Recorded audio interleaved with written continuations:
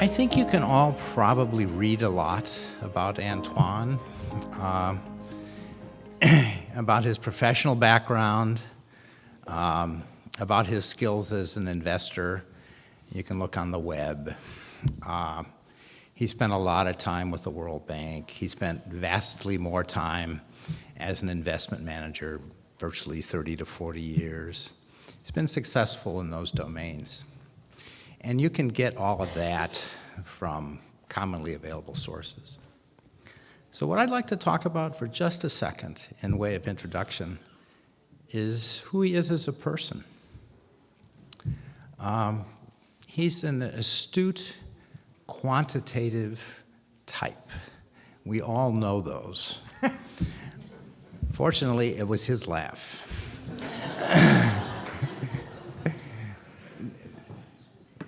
But what is less clear is that he cares deeply about people. I've learned over the last 2 days that he has a shtick.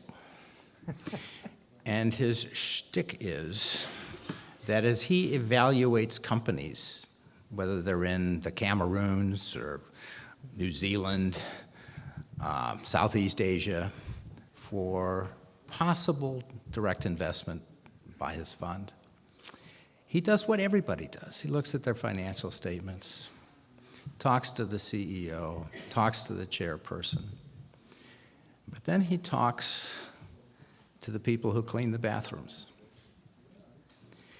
And then he talks to the people who do the education of the people who work in the organization.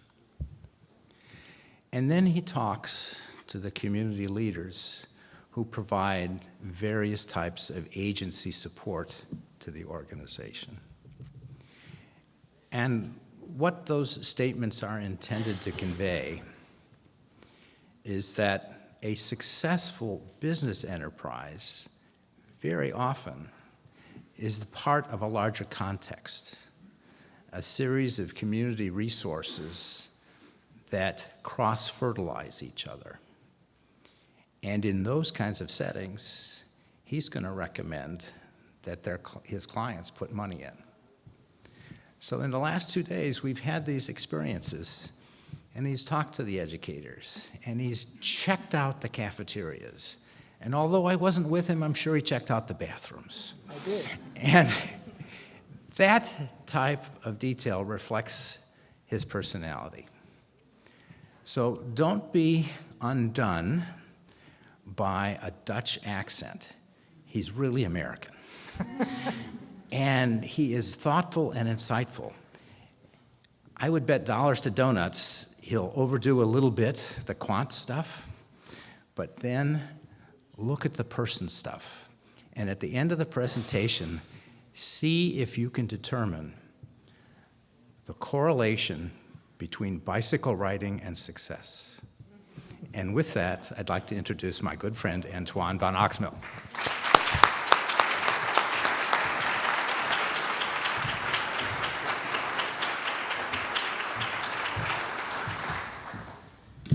So is the microphone on? Can you all hear me? In the back? Yeah? Good. So, first, where's Romana? I don't see.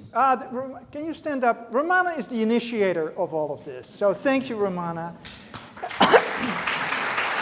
Bruce here is the connector. He got me here. And of course, Jane, you invited me to come. And more than that, you gave me a chance to really get a sense of what is happening here. Because I've now talked about my book close to 100 times. But I also want to talk a little about how an outsider looks at York in that context. Now, you've all been part of, seeing the presidential campaigns and listened to all the pundits. And when you do that, you come away with a sense that we're no longer competitive, things are not really good here.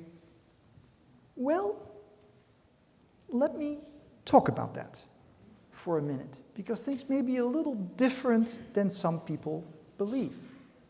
But we have to start when we do that, and yes, Bruce, I'll start with a chart. And that is, if you look at employment in manufacturing in the United States, it's not a very good story. Look at that line. Between 1980 and today. Not a good line. But then, very interesting. I've been traveling to a lot of different countries. Guess what this line looks like in Germany, where things are going well. In Australia, in France, in Holland. Looks exactly like this. Surprise, surprise. Yes, we lost 7 million jobs, but actually, just like things here, and I'm very glad the mayor is here despite a re-election campaign. Thank you. It's an honor. Things are starting to reverse, and that's encouraging. Now, it's easy to just say it's all China's fault. You know, it's competition from China. We can't keep up. But that's only a very small part of the problem. You know what the biggest part of the problem is? It's automation. And it's going to be even a much bigger part of the problem. And of course, we had a huge crisis in 2008. We can't blame anyone else for that. That was our own bloody problem. So it's different things. And now we come here, Bruce didn't mention, I spent my entire life, professional life, in emerging markets. My wife says that I know supermarkets in Beijing better than the supermarkets in Bethesda. And there is truth to that. I coined the word emerging markets. This is what I did for a living. Now, here I am, and I wrote a book called The Emerging Market Century. And I go, a couple of years ago, to China, to Taiwan, to all kinds of places. And what I heard nearly made me drop off my chair. What I heard was people complain about American competition. Let me repeat that. People were complaining about American competition. Now, why? Was it because their wages are no longer so cheap? Sure. Was it because we have a lot of cheap energy in the United States? Sure. What was the real reason? The real reason was different. They couldn't keep up with American research and development. Now, that came as a surprise to me. I hadn't heard that in visits in 35 years. What was going on? So, together with my co-author, I went all over the US, all over Europe, to try to figure this out and do exactly what Bruce said. Meet with, as I did here in New York, meet with lots of people. Executives, startup entrepreneurs, university presidents. And out of that came quite a different sense. When you listen to some of the politicians, you would think that we're going down the tube. Actually, I've come to the belief that the American and European economies are not on the decline. In fact, they are regaining competitiveness. That's quite a different story. Why? There's a new paradigm. It used to be that what was really important was how cheap could you make something. Actually, what's important now is how smart you can make something. The era of cheap is over, the era of smart has begun. Manufacturing, your father's manufacturing is not coming back, but it's being reinvented. It's no longer cheap labor. No, it is smart innovation that is the key competitive edge. Now, there are two pillars on which this rests. The first, remember location, location, location. Actually, it is collaboration, collaboration, collaboration. It is sharing brain power. Sharing brain power between universities, community colleges, businesses, startups. We happen to be very good at that. We happen to be better at that than most of the world. We have a good legal system. There is trust. There are communities that care. That's why we're good at that. Now, in the past, the way we innovated was very different from the way we do it now. In the past, it was hierarchical. Now, it is collegial. It used to be closed, IP-oriented. Now, it's open. It used to be siloed. Now, it is multidisciplinary. As the president of Rensselaer Polytechnic Institute, Shirley Ann Jackson, a brilliant woman, told me one day, Antoine, nothing is being invented anymore within academic disciplines. It's all being invented between academic disciplines. It's totally multidisciplinary. It's no longer top-down, it's bottom-up. It's no longer Lone Ranger, no, it is collaborative. And finally, it doesn't take place anymore in research labs of companies out in the middle of nowhere. No, it takes place right in the center of cities. That's where young inventors, that's where young entrepreneurs want to live. And that's why it's so important. Here's the word vibrant. Vibrant is the key. Vibrant. And you're getting that. So the second point is, we're onto something very good now. We are actually in the process of developing an entirely new branch of the economy that simply didn't exist, just as industry didn't exist in the 18th century. And it starts, of course, with old industrial expertise. You have plenty of that here.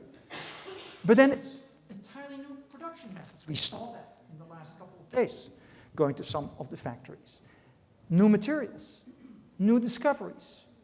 And that's connected, fused with wireless information technology and big data analytics through these tiny little things called sensors.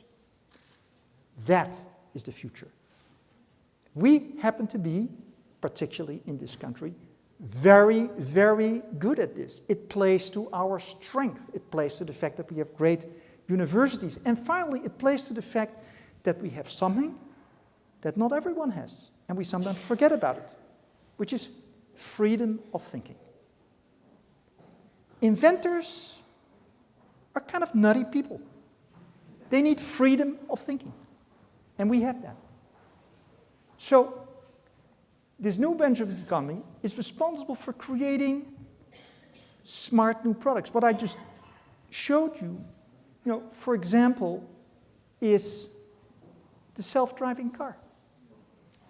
The fact that increasingly you can measure your health with all kinds of little devices. We're at the beginning of it only, but it's going to be as big, I believe, as the smartphone. The smart grid, smart agriculture. A tiny country like Holland, that I come from, exports nearly as much as the United States. A very big country. Because we're very smart at agriculture. So the key is on smart in the future. Now, what was really interesting, and this was again another big surprise to me, there is this sense that all of this is taking place in the US, in Silicon Valley, in Cambridge, in Austin. No. This is taking place in well over 35 different places, all over the US, often, in 2/3 of the cases, former Rustbelts. That is encouraging. That's where you see that we're at the cusp of a whole new wave of innovation. For example, Akron, Ohio.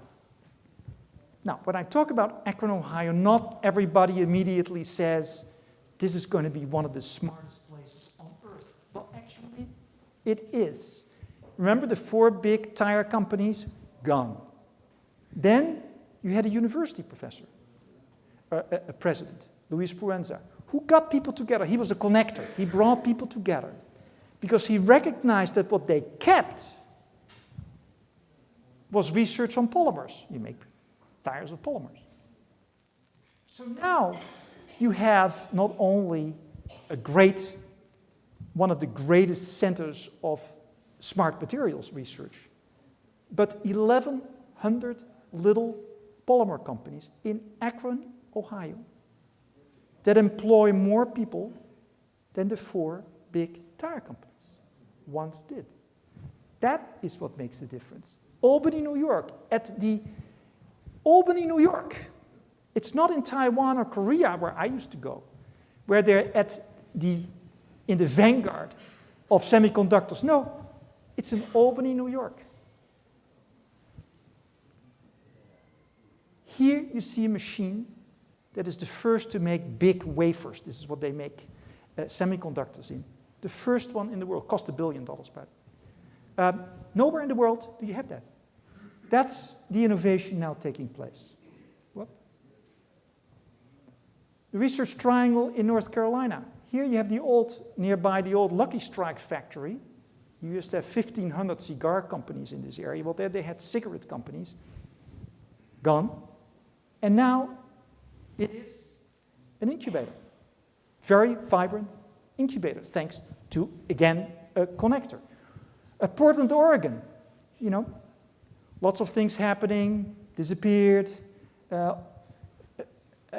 Phil Knight of Nike gave some money and brought basically the university and the university and Intel there together. And together, they're creating all kinds of fantastic things. And here you have it. They brought literally the university down from the mountain with modern transportation. And yes, there's my bicycle.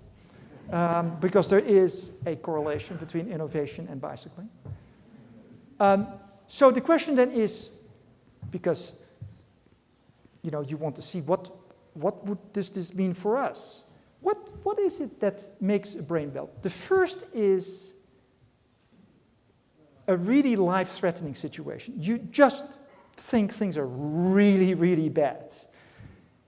That, together with complex challenges that require a multidisciplinary approach, that opens up the mind to sharing brain power.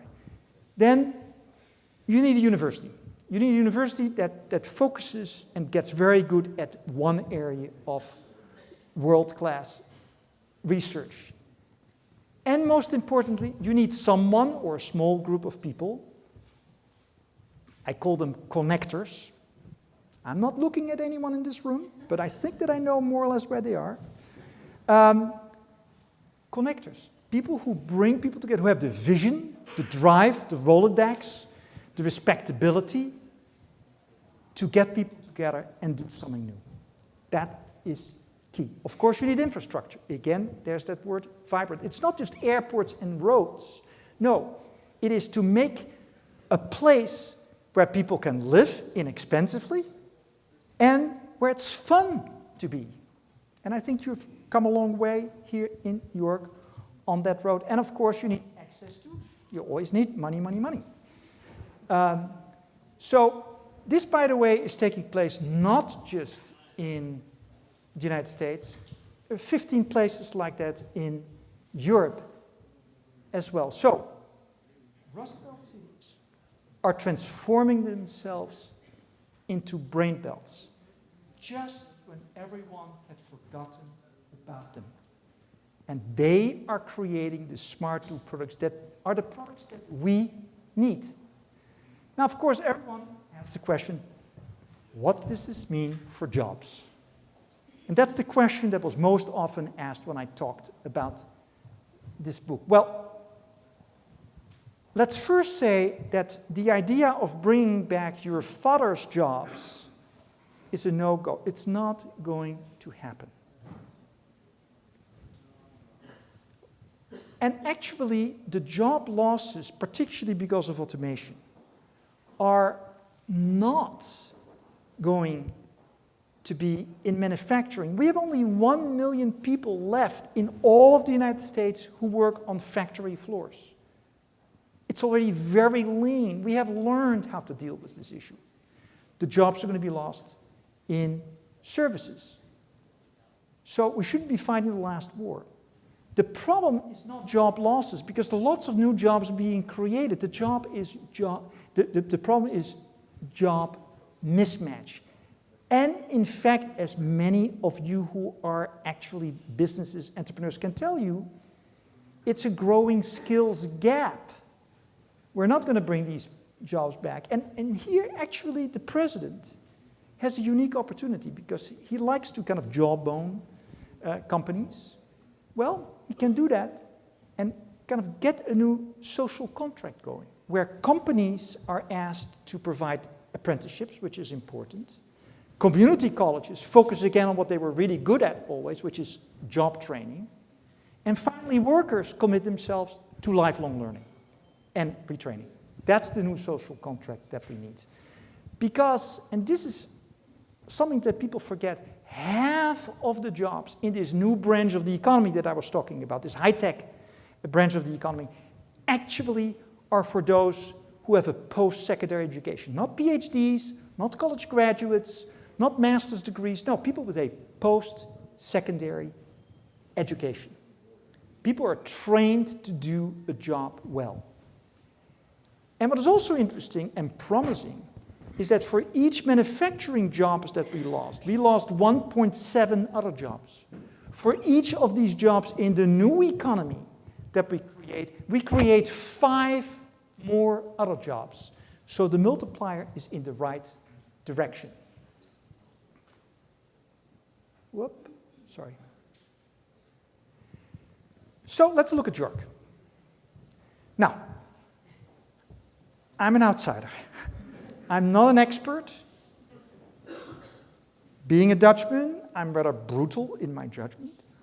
So I wanted to kind of take you through what York looks like to an outsider. And the way that I find is very useful to do it is in what you call a SWOT analysis. You look at the strengths, the weaknesses, the opportunities, and the threats. So what are they? Okay. You have a really proud history of manufacturing in this region. Terrific. But you have had decades of decline. You have, actually, this was, to me, the most interesting surprise. You have a lot. I mean, not every company survived, but the companies that survived are actually very competitive companies. And they're mid-sized companies. You have a whole bunch of them here, more than in other parts of the country. Now, if you look at the total employment, a lot now is in services. It's in the government, it's in education, it's in hospitals, etc. What I found very impressive here in New York is that actually, maybe this is the German background of this region, you're very strong on apprenticeships. A lot is being done in this area, which is terrific because I think it's the future. On the other hand, there's not a local university yet that is really strong on kind of an area of world-class research. You have a top-notch labor force. But to make, as the mayor I'm sure knows, to make a city of 40,000 to something that's very vibrant is not easy. And you have been working at it for a long time, which is really terrific. It's becoming a college town. But in terms of startup activity, that engine hasn't really started yet. But we saw for example, at your college, at the Center for Entrepreneurship, we saw some interesting things beginning to happen. Co-working spaces, maker spaces, etc. So now let's look at the opportunities and the threats. Downtown revitalization has come a long way. It's not completely there yet, but it's come a long way. And here what I'll talk about in a second is what is really important is to connect. To collaborate, you need to connect. You need to connect the local clusters that you have here. The other thing that can be done, I believe, this is a real opportunity here, is to expand the work training, the work-study training that you already do. You have the fast internet that's coming. Will be a big boom. You have new co-working spaces. And there is community spirit and philanthropic support. So there's a lot of big assets and opportunities here. Then threats, yeah, sure. still further layoffs, you all know about this. The collaboration culture is not quite as well developed as it could be. Some headquarters have moved, it's off the beaten path. It's hard to retain college graduates. And the reinventing could go a little faster.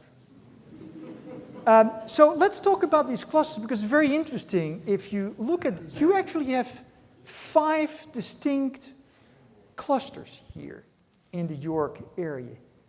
It starts with logistics, and maybe you haven't thought about it this way. It starts with logistics. You have, ES3 LLC, the RG Group, Syncreon, Amazon, Seawork Solutions, FedEx, Ground, Sapio Services. Now, just imagine that these people started to work together, and actually started to get closer, as some already do. For example, Syncreon does all the work for Harley-Davidson in terms of warehouses, etc. Think of what it could do if all of these people would start to work together more than they already are doing. And we saw some of these companies over the past couple of days, and I'm very grateful to Jane and Sarah to organize this for it. It was really fantastic. But you have some really good larger and mid-sized company here. You have construction companies, top-notch construction companies from Kinsley, Stewart Tate, Wegman. You have a food and packaging cluster, both food and packaging. And then in the healthcare sector, there's a lot going on. So there's a lot, if you start to connect these clusters, there is an enormous amount that could happen. And some of these collaborative efforts are already underway. WellSpan with the colleges offer nursing programs, etc., which means that actually in these nursing programs, your college, for example, is top rated. Your college emphasizes apprenticeships. It has a lot going for it. It's affordable. Most colleges are not affordable. It is affordable. It has strong nursing and engineering programs. It has the Center for Entrepreneurships. A lot going on. Mentech, for example, gives manufacturing consulting services that has helped create a lot of jobs. Community College, which we visited this morning, offers courses in welding. We saw it this morning, electrical, HVAC, automotive, many others. So these skills are being created. It's just organizing into a true work-study program that is the challenge. And finally, you have, York County Community Foundation, York County Economic Alliance. There's a word missing, the Economic Alliance and York College, that are starting to work together as these connectors. Great, terrific. Now, what I want to do now is, my mother always said, after I came home with a good grade, you can do better. So let's just now say, how can you do better? Are there some places? So I thought, let's compare York to the Stuttgart area. Now, the Stuttgart area is really very, very good. This is the place where where mid-sized companies, and I wanted to compare a region because you're strong at mid-sized companies, where they're very strong at mid-sized companies. What are they doing that you're doing, but perhaps not quite enough? First is, they have superb work-study programs. This is totally organized. People spend half time, both at the high school and at what we call community college level, spend half of their time in study, half of their time in factories. What comes out of that are people who are not only very skilled, they are very proud of what they're doing. And here, this is in your DNA. You have had a lot of this, and what is good to see, I thought, and it surprised me actually on the positive side, is there's a real renewed interest in this. What for German mid-sized companies is just everyday work is their connection with universities, because if you don't innovate, you die. It's as simple as that. They innovate because they work together all the time with a university branch called Fraunhofer, where they do these programs together, where they learn about 3D printing, where they learn about this, that, and the other thing, robotics, etc. That is what you could do more of. There is tremendous. You go to a German plant, and you know, these machinists stand next to their machine. It's like their baby. I mean, they are very, very proud. And that's, here you have, you know, some labor disputes.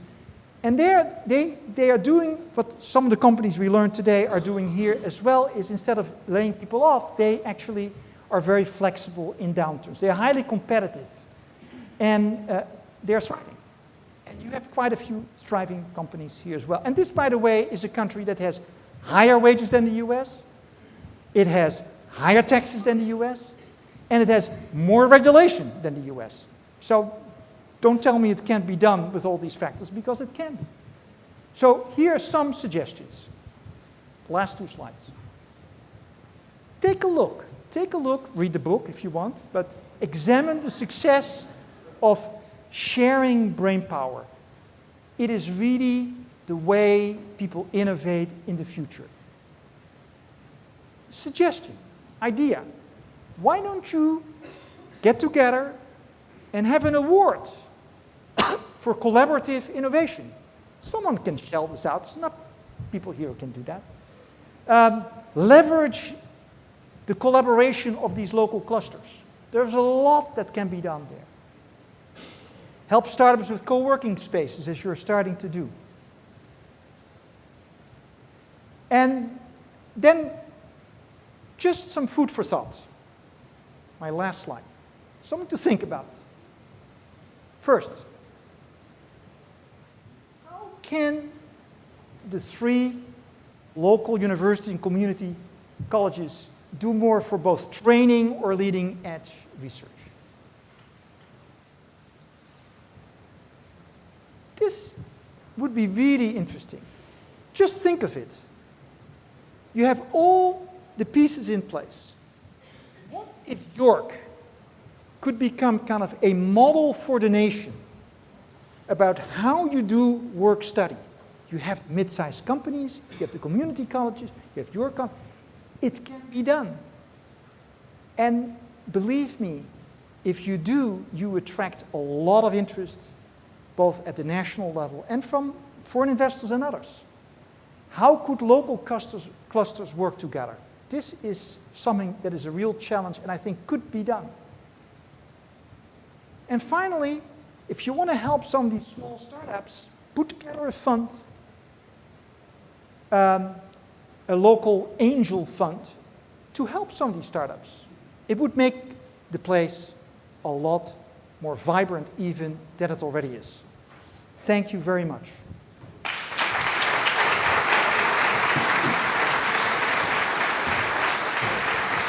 You want me to answer questions? Or? No, just stay up here with me. Okay, sure.